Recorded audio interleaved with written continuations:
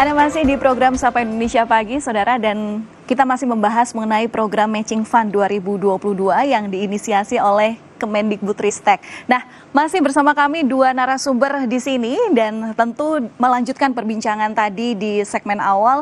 Mungkin yang saya tanyakan saat ini masih kepada Prof. Nizam ya. Jadi sebenarnya seperti apa sih Prof animo dari para dosen dan juga perguruan tinggi terkait dengan akses yang dimiliki terhadap platform Kedai Reka ini, dan mungkin bisa diinformasikan juga seperti apa sebarannya, adakah proyek-proyek unggulan yang justru berada di luar Pulau Jawa? Baik, Mbak Valentino, jadi kalau tadi saya sampaikan ya, animo dari dosen semakin banyak ya. Sekarang sudah 33 ribuan dosen yang ikut bergabung di dalam Kedai Reka ini, dan sekitar 10 ribu juga dari mitra industrinya. Animonya juga sudah tersebar dari Sabang sampai Merauke ya, dari Jembatan Ujung Timur. Jadi kalau di tahun 2021 baru terbatas di dominan kawasan barat Indonesia, sekarang ini sudah sampai ke Maluku bahkan ke Papua. Jadi merata. Kemudian juga program-program atau proyek-proyek yang dilakukan bersama-sama kolaborasi ini juga sangat beragam, dari mulai tadi membuat kendaraan listrik, kemudian produk-produk pertanian. Kemarin saya baru dapat laporan tentang panen 1.000 sapi. Jadi beragam sekali. Ada patriot pangan, adik-adik mahasiswa itu diterjunkan untuk membangun pertanian di daerah, bekerja sama dengan pemerintah daerah. Kemudian juga ada program-program untuk mengatasi stunting, program-program untuk, jadi sangat-sangat beragam. Mulai dari yang hard engineering sampai dengan yang soft engineering. Mulai dari produk industri sampai dengan produk masyarakat. Minggu yang lalu saya baru mengikuti panen raya di Kalimantan Barat. Itu hasil dari Matching Fund Kedai Reka juga, kolaborasi antara perguruan tinggi dengan pemerintah daerah dan pelaku usaha di daerah untuk membangun pertanian di kawasan. Kemarin juga saya diundang untuk panen 1.000 sapi. Tidak hanya panen pertanian tapi juga panen peternakan. Juga ada produksi batik, misalnya industri batik yang modern dengan memanfaatkan teknologi dengan bahan pewarna yang lebih alami. Kemudian juga ada usaha untuk budidaya rumput laut yang tadinya itu konvensional menjadi lebih modern dan hasilnya lebih tinggi. Ada konservasi bakau yang tidak hanya konservasi tapi juga bisa dimanfaatkan untuk budidaya kepiting tanpa merusak bakau. Jadi masyarakat tidak lagi perlu membuka tanaman bakau untuk tambak, tapi justru memanfaatkan bakau sebagai ekosistem untuk budidaya kepiting yang hasilnya ternyata justru lebih tinggi. Nah, hal semacam itu banyak sekali inovasi-inovasi yang lahir dari kolaborasi ini, baik di sektor pertanian, di sektor energi terbarukan, di sektor teknologi manufaktur, dan banyak lagi yang lain, Mbak. Ya, tidak hanya fokus terhadap sektor teknologi, tapi ternyata apapun yang dibutuhkan masyarakat ini sedang diusahakan begitu ya. Nah, ini juga sebagai sarana sosialisasi, Prof. Nizam. Jadi seperti apa sih caranya kalau ada dosen yang mau coba bergabung dalam platform Kedai Reka ini, kemudian bisa mengakses dana padanan? Iya, tentu sekarang ini sudah zamannya platform digital ya, jadi sangat mudah masuk ke platform kedaireka.id, kemudian nanti di sana tinggal mendaftar apakah dia sebagai insan dikti ataukah sebagai mitra dari dunia usaha, dunia industri. Jadi di sana mendaftar, kemudian menyampaikan kompetensinya, kemampuannya. Oh, saya punya produk paten misalnya tentang pengawetan hasil pertanian, ini sudah siap untuk diproduksi. Atau saya punya kepakaran, keahlian di bidang robotik. Nah, nanti dari industri akan melihat kami sedang membutuhkan pengembangan robotik untuk mempercepat produksi di manufaktur perusahaan kami. Ketemu nanti antara yang dari dosen tadi yang punya kompetensi, punya inovasi di bidang robotik dengan industri yang sedang mencari pakar di bidang robotik.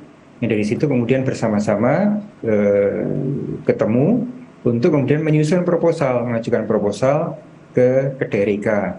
Nah, dari proposal itu kita reviewnya tentu dari akademisi maupun juga dari teman-teman profesional. kalau usulan itu memang visible, sangat sangat menarik, sangat bagus dan achievable, bisa diselesaikan dalam waktu yang sesuai dengan yang diusulkan, maka itu akan diberikan pendanaan. Pendanaannya bersama-sama dari industri dan dari pemerintah. Jadi demikian. Ya, baik. Terima kasih Pak Nizam. Saya kembali lagi ke Pak Obi. Pak Obi, jadi kalau melihat daripada hal-hal yang sudah diinformasikan dan juga dengan manfaat-manfaat yang mungkin sudah diterimakan oleh sebagian besar dosen yang ada di Indonesia ini. Nah, tapi kalau dari cerita Pak Obi sendiri nih, ini jadi seberapa penting sih terkait dengan program matching fund yang sudah diterima langsung oleh Pak Obi, terutama dengan melihat Tridharma dari kampus IPB, tempat Bapak mengajar? Baik, terima kasih. Program ini sangat penting sekali ya dalam mengembangkan Tridharma perguruan tinggi ya. Kenapa? Karena inovasi ini telah dijadikan, kalau dalam saya itu, sebagai satu materi ajar di IPB University. Kebetulan saya mengampu mata kuliah konversi dan konservasi energi.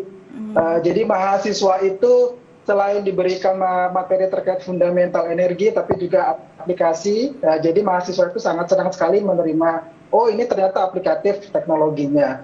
Kemudian juga tadi Prof. Nizam juga menyampaikan ya, bahwa program ini tidak hanya melibatkan dosen saja, tapi juga mahasiswa yang notabene merupakan generasi penerus bangsa. Ini penting sekali.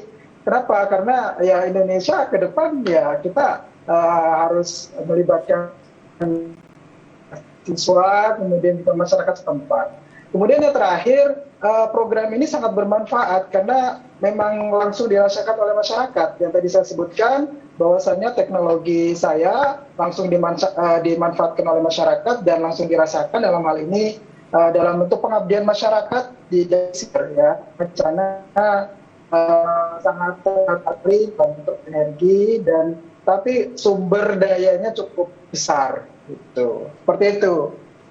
Baik, Pak Nizam, ini terakhir pertanyaan untuk Anda, ini terkait dengan apa target dari Kemendikbudristek terkait dengan dana padanan dari tahun mungkin 2022 secara jangka pendek ataupun juga jangka panjang? Iya, harapan kita itu akan lebih banyak produk-produk yang betul-betul dihasilkan dan betul-betul memberikan impact di masyarakat, ya, memberikan manfaat di masyarakat.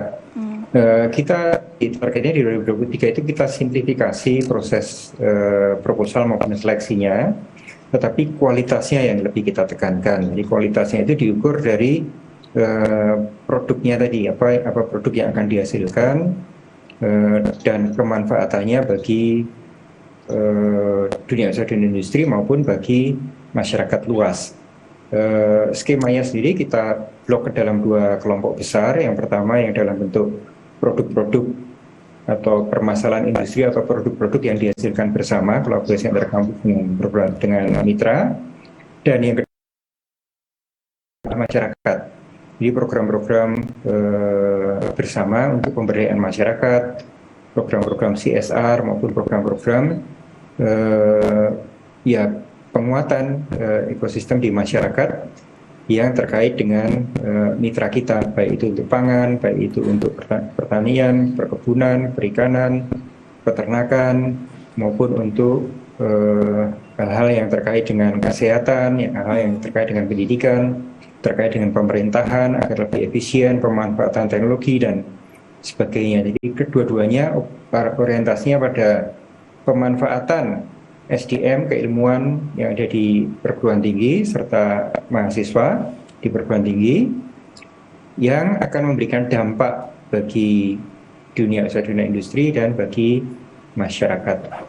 Ya, tentu yang menjadi harapan Pak Nizam ini juga menjadi harapan kita semua. Semoga semakin banyak dosen, kemudian juga mahasiswa yang tertarik untuk bergabung di Kedai Reka ini. Kemudian juga semakin banyak dunia usaha, dunia industri yang juga menjadi wadah untuk mengindahkan ide-ide inovasi yang sudah disampaikan melalui riset-riset sedemikian rupa. Sehingga nanti kebermanfaatan itulah yang bisa dirasakan oleh seluruh masyarakat Indonesia. Terima kasih Prof. Nizam dan juga Pak Obi sudah bergabung bersama kami. Sampai jumpa lain waktu dan salam sehat selalu. Sehat selalu, Mbak Valentina. Terima kasih. Dan saudara, jangan beralih dari layar kaca Anda karena usai jeda kami masih memiliki sejumlah informasi hanya di Sapa Indonesia Pagi.